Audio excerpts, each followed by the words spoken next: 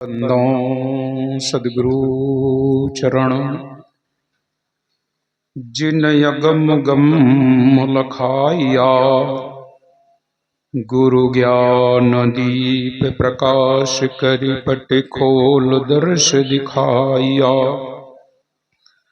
जही कारणे सिद्ध्या पचे सो गुरु कृपा से पाया। अकहे मूरत यमीय सूरत ताहि में जाय समाया।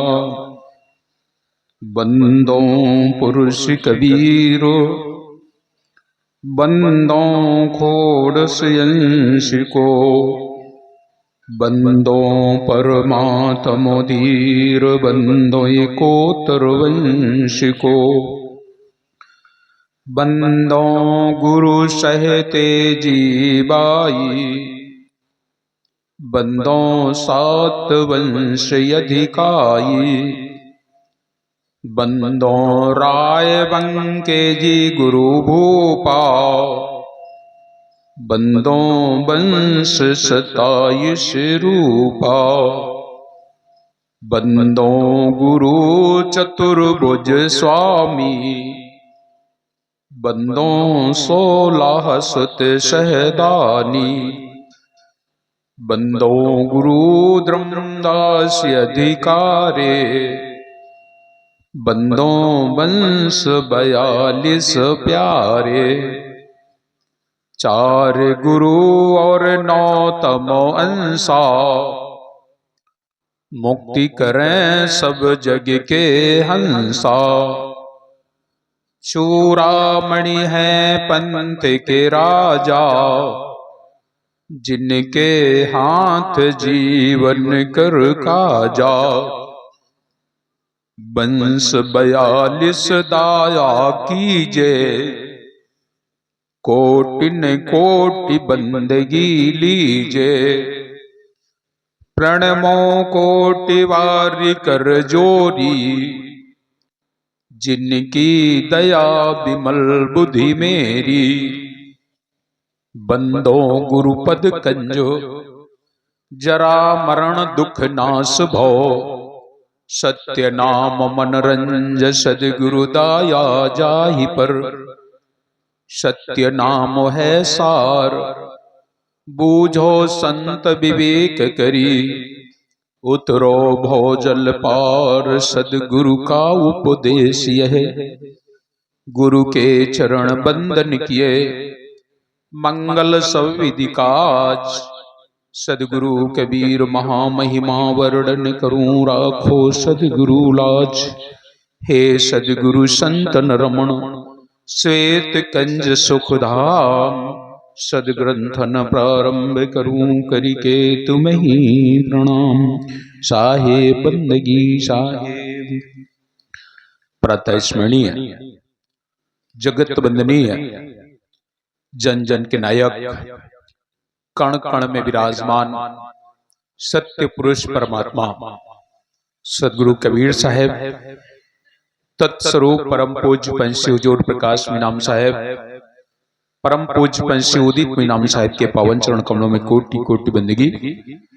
गुरु गोस्वामी भानु प्रताप साहेब परम पूज्य गुरुदेव महंसी लालदास जी साहेब परम पूज्य गुरुदेव महंसी बालकदास जी साहेब के पावन चरण कमलों में कोटि कोटि बंदगी। परम पूज्य दादी माँ के पावन चरण कमलों में कोटि कोटि बंदगी। आज के इस पावन अवसर पर मंच पर आसीन हमारे कड़िहार जन महंत जन संत जन नेमी प्रेमी सज्जनों श्रद्धामयी भक्तिमयी ममतामयी माताओं एवं बहनों नवयुवक साथियों वसुंधरा की गोद में खेलने वाले नौनिहाल बाल गोपालों आप सभी लोगों को मेरी ओर से सप्रेम साहेब बंदगी साहेब। आज इस ज्ञान गंगा का 6वां दिवस है। 6वें दिवस की इस पावन बेला में आप सब लोगों के दर्शन का लाभ प्राप्त हो रहा है। आज का दिन बहुत ही सौभाग्यशाली हमारे लिए है। इतने कड़िहार जन मंच पर विराजमान हैं, इतने सारे संत, और आप सबके दर्शन पाकर के हमारा हृदय गदगद है। आप सभी लोगों का सानिध्य मुझे प्राप्त हुआ। प्रातः गुरु महिमा के पाठ से जानने के बाद मन में उथल पुथल थी, लेकिन तब तक एक शुभ सूचना मिल गई कि हमारे राम नरेश साहब आ रहे हैं। मैंने आपको बताया ना, वैसे हमारे कबीर पंथ में जाति वाति नहीं होती है, लेकिन फिर भी मैं आपको बता देना चाहूंगा, ये ब्राह्मण समाज से, चौबे बिरादरी से आते हैं, और ये जाति से कोई लेना देना नहीं। सबसे बड़ी बात ये कि इनके घर में अब तक 15 कड़िहार हो चुके हैं। इनके जो चाचा थे ना, जो हमारे गुरुजी के सामने दाऊ थे इनके, और हमारे गुरुजी समकक्षी थे। और इतनी बड़ी सुंदर एक हम महिमा देखते हैं उन दोनों महापुरुषों में कि इतना सामंजस्य था उसमें कि जहां पर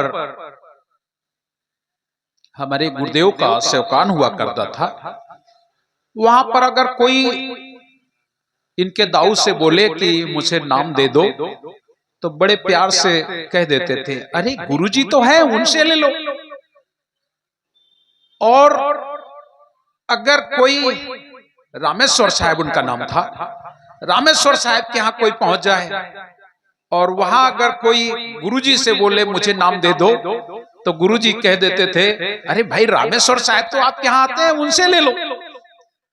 कितना सुंदर सामंजस्य था। आज हम लोगों में खींचातानी है, आज हम लोग आपस में विवादित हो जाते हैं, क्योंकि आज के समय में और तब के समय में तो कोई अंतर नहीं हुआ है। वैसे तो समय तो वही है, और आप लोग भजन में भी लोग गाते हैं ना, चांद न बदला, सूरज न बदला, न बदला आसमान, कितना बदल गया जैसा।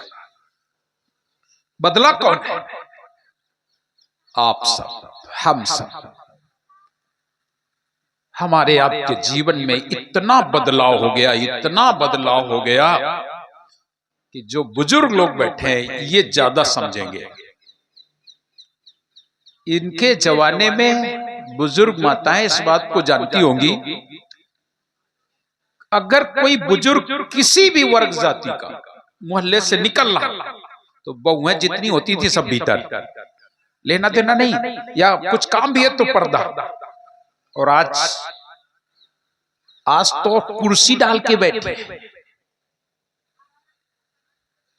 उन्हें इतनी मर्यादा नहीं है। अरे वो और की तो छोड़ दो, अपने ससुर के आगे कुर्सी डाल के बैठी हैं, और उन्हें इससे कोई मतलब नहीं कि ससुर हमारा जमीन में बैठा है कि कहां बैठा है, आपको कुर्सी चाहिए तो चाहिए। हमारे पापा ने भैया सोफा सेट किस लिए दिया है, इसीलिए तो दिया है। ये समय आ गया है। तो प्रिय सज्जनों, हम लोग समय को दोष ना दें। साहब कहते हैं गलती है तेरे हिसाब में, मालिक का दोष नहीं है। उस मालिक का दोष नहीं है, गलती तुम्हारे अंदर है। और हम अपनी गलती को नहीं देखते हैं और दूसरे की गलती देखते हैं, और ये आज ज्यादा चल रहा है।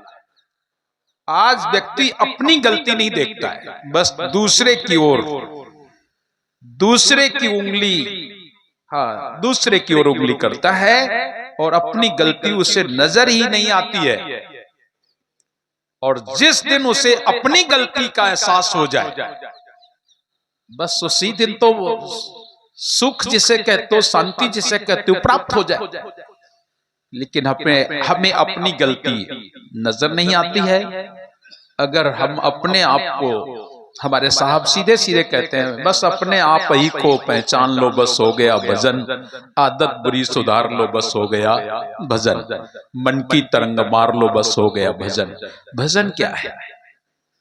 भजन नाम का सुमिरन करना ही भजन होता है क्या?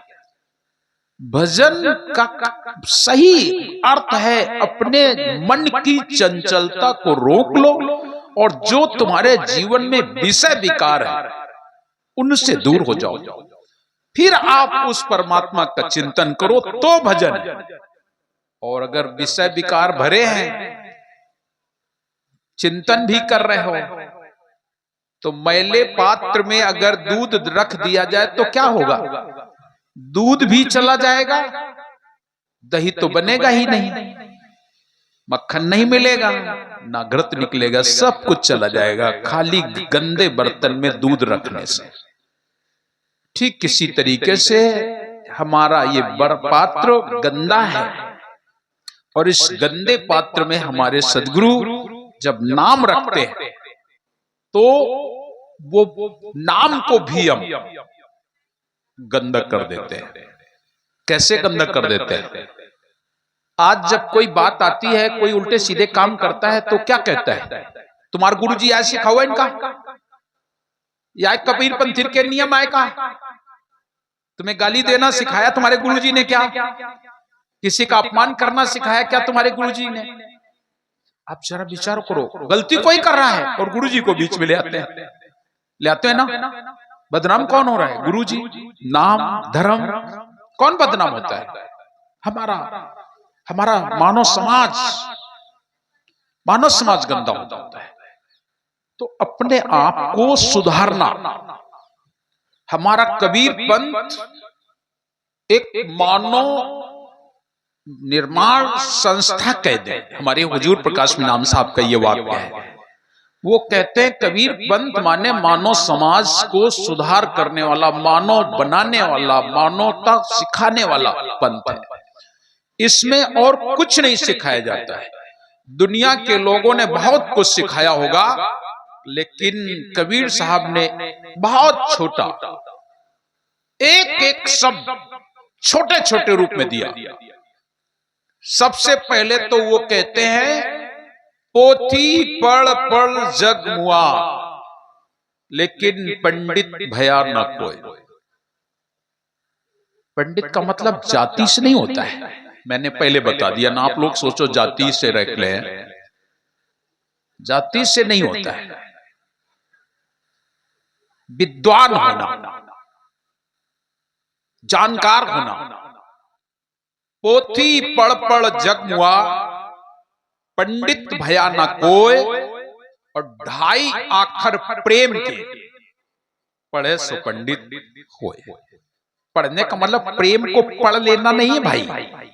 सामने लिखा ढाई आखर प्रेम के पढ़े सो पंडित हो, तो प्रेम तो सब लोग पढ़ लेते होगे, बार बार पढ़ लेते हो। नहीं, तुम्हारे अंदर प्रेम जाग जाए, और जिस दिन तुम्हारे अंदर प्रेम जाग जाएगा, फिर आपके सामने दुनिया शून्य हो जाएगी, कोई उसका अस्तित्व नहीं रह जाएगा। इतना सुंदर प्रेम जागता है। फिर दुनिया क्या कहती है क्या नहीं कहती है, उनसे कोई लेना देना नहीं। प्रेम किसके जीवन में जागा? मीरा के जीवन में जागा। ना उसने अपनी मां की सुनी, पिता की सुनी। सत्संग हो रहा था और संत रविदास जी महाराज की बातें अच्छी लग गई, और संत रविदास जी महाराज मना कर रहे हैं मीरा को कि तुम नाम ना लो मेरे से, तुम्हारे लोग तुम्हें जिंदा नहीं रहने देंगे, तुम्हें जीने नहीं देंगे, मत लो। लेकिन मीरा बोली मैं तो तुम्ही से नाम लूंगा। एक भजन गाया जाता है, लोग गाते हैं। मीरा को मना कर रहे हैं संत जी, क्योंकि उस समय बहुत बड़ा ये चल रहा था। रविदास जी महाराज ने मना किया कि तुम मेरे से नाम दीक्षा ना लो, लेकिन मीरा बोली दुनिया से मैं क्या लेना देना, मेरे मन में जो आ गया है मतलब आ गया है, जीवन मुझे जीना है। उन्होंने नाम दीक्षा ले ली, और ले ली तो माता पिता भी पहले तो नाराज हुए। अल्ले अबे तुम्हारा बियाह भा नहीं, तुमने नाम ले ली। 7 वर्ष की उम्र थी मीरा की जिस समय नाम लिया था। अब उस समय तो बड़ी समस्या थी, शादी करना है। अब मीरा से बार बार कहे उनके माता पिता तेरी शादी करना है, तो मीरा मुस्कुरा के कहती थी मेरी तो शादी हो गई। अब और लोग हंसते थे कि इनकी बिटिया कहती मेरी तो शादी हो गई। अब वो उस रहस्य को तो नहीं जान पा रहे थे कि मीरा क्या कह रही है, लेकिन लोग हंसी करते थे। मीरा समझ गई माता जी की बात, और माता जी समझ गई मीरा की बात। माता जी मीरा से बोली बेटा मुझे मालूम है कि तूने पति अपना चुन लिया है, गुरु कर लिया है। गुरु भी परमात्मा स्वरूप है, पति स्वरूप है, तुम्हारा सब कुछ है, लेकिन इस देह का भी पति होता है। तुमने आत्मा का तो पति कर लिया, लेकिन इस देह का पति, तो देह के पति के लिए कुछ करना पड़ेगा, नहीं समाज मुझे जीने नहीं देगी। यही कहेंगे तुमने अपनी बिटिया की शादी नहीं की राजा होकर के, और ये इधर उधर घूम रही। मीरा ने साफ मना कर दिया, जो तुम्हें करना हो, इस शरीर तुम्हारा है, तुमने इसे जन्म दिया है, जो मर्जी आए आप कर सकते हो, लेकिन हमारी सुरती जहां लगी है वो वही लगी रही। उनका विवाह हुआ, और ऐसा मैंने सुना है कि जब विवाह हो गया, भावरी पड़ गई और उनको विदा के लिए पालकी में बैठाया गया। और जब पालकी में बैठाया गया तो वो एकदम अचानक से कहारों से बोली रोको थोड़ा सा। अब विवाह हो जाने के बाद वो पालकी में बैठ गई विदा के बाद, और तब कहती रोको जरा, और रोक दिया। तो मीरा उतर के पालकी से जाने लगी, तो कहार बेचारे डर गए कि कहीं गड़बड़ ना हो जाए, लोग बाराती लोग कहेंगे अरे बहू कहाँ चली गई। अब कहार अपना को परेशान, लोग अपना परेशान। मीरा से पूछा तुम कहाँ जा रही हो, कहाँ जा रही हो? अरे बोले मेरा गिरधर गोपाल तो घर ही में रह गया, मैं उसको तो ले आऊं। अब सोचो छोटे से गिरधर गोपाल वो अपनी मूर्ति को लेकर के उनसे हलराती है, बलराती है, बातें करती है। और जिस समय कहार लेके चले तो कहते हैं, बताया गया कि कहारों को ये पता ही नहीं लग रहा था कि इसमें कोई बहू बेटी बैठी है, फूल जैसी हल्की। बार बार कहार झांक के देखते थे इसमें है कि नहीं है, कोई है भी कि नहीं है। और देखा बहू बैठी थी, लेके पहुंचे, और जिस समय पहुंचे ससुराल पहुंच गई मीरा। और जब मीरा ससुराल पहुंच गई तो मीरा तो अपने गिरधर गोपाल में मस्त थी। और जब गिरधर गोपाल में मस्त थी, वो गए उनके पति देव राणा, और जब गए तो वो तो बात ही नहीं किया।